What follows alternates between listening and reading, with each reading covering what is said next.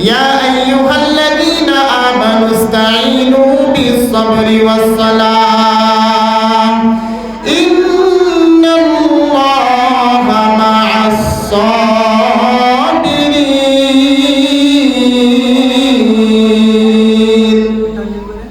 উক্ত আয়াতে আল্লাহ তাআলা বলেন, ইয়া আইয়ুহাল্লাযীনা আমানু, ও আমার বান্দারা,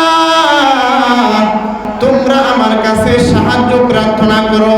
ইসতাঈনু বিস-সাবরি ওয়াস-সালাহ, তোমরা আমার কাছে সাহায্য প্রার্থনা করো। তো এখন প্রশ্ন আসে, কিসের মাধ্যমে সাহায্য প্রার্থনা করব? আল্লাহ তাআলা এটিও আমাদেরকে বলেছেন, ইসতাঈনু বিস-সাবরি ওয়াস-সালাহ। আল্লাহ বলেন বিস-সাবরি ওয়াস-সালাহ, এক নম্বরে তোমরা ধৈর্য ধারণ করো, তোমরা ধৈর্য ধারণ করার মাধ্যমে সাহায্য প্রার্থনা করো। দ্বিতীয় নাম্বার হচ্ছে আল্লাহ তাআলা বলেন তোমরা নামাজের মাধ্যমে আমার কাছে সাহায্য প্রার্থনা করো। তাফসীরের মধ্যে রয়েছে ধৈর্য ধারণ করবে বান্দা তিনটি বিষয়ের উপর, তিনটি জিনিসের উপর। তাফসীরে জালালাইনের মধ্যে রয়েছে আলা ফি'লিত তাআতি ওয়াল আমর, সবরের এক নাম্বার প্রকার হচ্ছে আলা ফি'লিত তাআতি ওয়াল আমর, তোমরা আল্লাহ তাআলার আনুগত্য করার মাধ্যমে তোমরা ধৈর্য ধারণ করবে। এটা কিভাবে হয়? আল্লাহ তাআলা বলেছেন, আকিমুস সালাতা ওয়া আতুজ যাকাত, আকিমুস সালাতা ওয়া আতুজ যাকাত। আল্লাহ বলেছেন তোমরা নামাজ আদায় করো, নামাজ আদায় করো। আল্লাহ প্রথমে বলেছেন তোমরা নামাজ আদায় করো। আল্লাহ তাআলার হুকুম আহকামের মধ্যে সর্বোত্তম সর্বশ্রেষ্ঠ একটি হুকুম হচ্ছে, বিধান হচ্ছে নামাজ আদায় করা, ঠিক কি না? আল্লাহ তাআলা যে বলেছেন নামাজ এবং ধৈর্য ধারণ করার মাধ্যমে আমার কাছে তোমরা সাহায্য প্রার্থনা করো। তো আমি নামাজ নিয়ে কথা বলতেছিলাম। আল্লাহ তাআলা বলেছেন, ও আমার বান্দারা, তোমরা দুঃখে কষ্টে বিভোর হয়ে পড়ে যাও কিন্তু আমাকে ডাকো না। সেজন্যই আল্লাহ তাআলা এই আয়াতটি নাযিল করেছেন, ইয়া আইয়ুহাল্লাযীনা আমানু ইসতাঈনু বিস-সাবরি ওয়াস-সালাহ। আল্লাহ তাআলা এই আয়াতে বলেন, ও আমার বান্দারা, তোমরা আমার কাছে সাহায্য প্রার্থনা করো, সাহায্য প্রার্থনা করো নামাজের মাধ্যমে, নামাজের মাধ্যমে, নামাজের মাধ্যমে। আল্লাহ তাআলা বলছে তোমরা সাহায্য প্রার্থনা করো আল্লাহ তাআলার ইবাদতগুলোর মাধ্যমে। আল্লাহ তাআলা যতটুকু আমাদেরকে সাধ্য দিয়েছেন, যতটুকু আমরা চলতে ফিরতে পারি, আমার মনে হয় না কেউ নামাজ ঠিকমতো আদায় করতে পারি, এমনকি আমিও না। পৃথিবীর মধ্যে কোটি কোটি মানুষ রয়েছে, কিন্তু মানুষের মতো মানুষ নেই, বান্দার মতো বান্দা নেই, ইমানদারের মতো ইমানদার নেই, ঠিক কি না?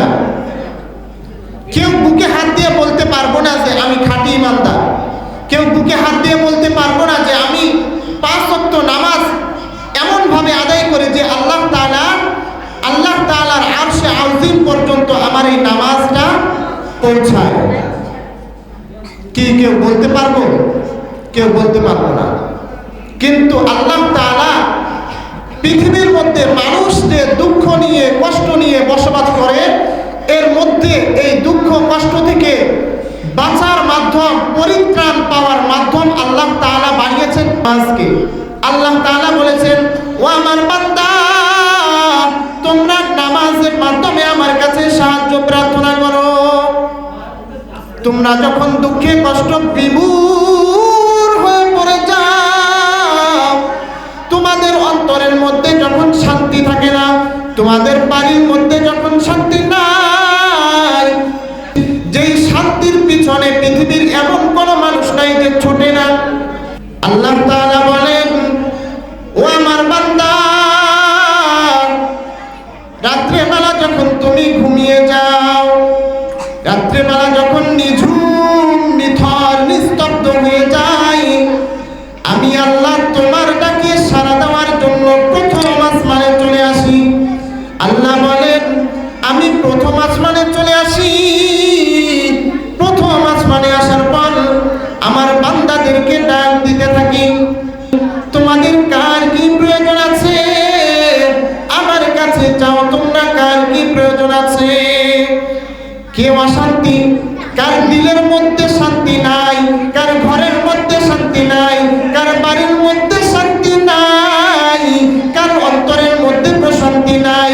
আল্লাহ বলেন আমি রাত্র যখন গভীর হতে থাকে, রাত্র যখন গভীর হতে থাকে তখন আমি প্রথম আসমানের মধ্যে আসি, প্রথম আসমানের মধ্যে এসে আমি আমার বান্দাদেরকে ডাক দিতে থাকি।